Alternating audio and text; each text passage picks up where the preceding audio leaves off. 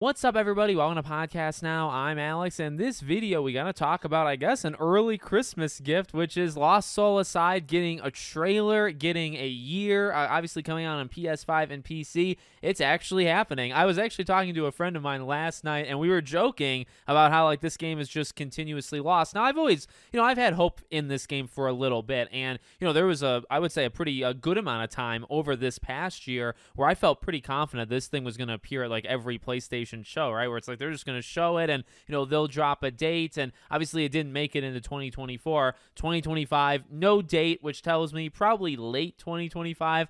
To be honest with you, we'll see how that goes. There's a lot of games that I imagine are going to come out in the second half of the year, and they might kind of wait for each other to give a date. But just to see a year, right? I think for a game like this, a game that's been in the works, 9, 10 years, almost a decade, when you see, okay, it actually has a release year, you just feel good about yourself. And then we get a gameplay trailer. Now, very short. It's definitely something, I want to say I want to see long extended stuff. The thing is, and you're actually even seeing it now, they have shown this. They have shown extended stuff in the past. Now, it was a while ago, and it was, I don't think it's going to be the exact same quality as what we actually get in the base game. So I guess to kind of edit what I was going to say, I want to see what the game looks like now, kind of uncut. You see a little bit of it.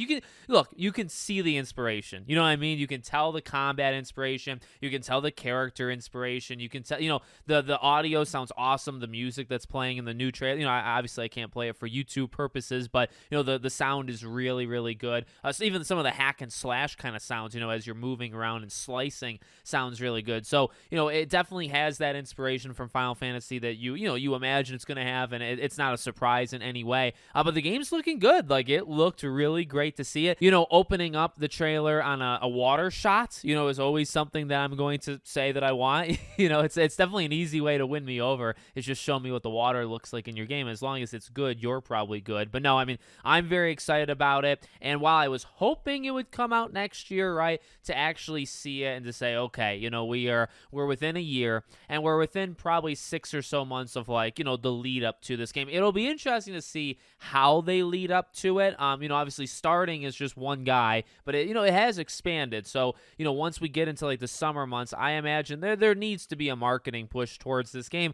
And honestly, if it can scratch that Final Fantasy versus 13, if it can scratch that itch to people, it could sell really well. I'm not saying multi millions. It's not gonna do a Black Myth type thing or anything like that, but I think the game can be pretty darn successful. There does need to be kind of a ramp up to it though, right? So hopefully we get that next year. So let me know what you guys think in the comments. Make sure, as always, you're subscribed to the channel, bell icon turned on, and I hope to see you all on the next one.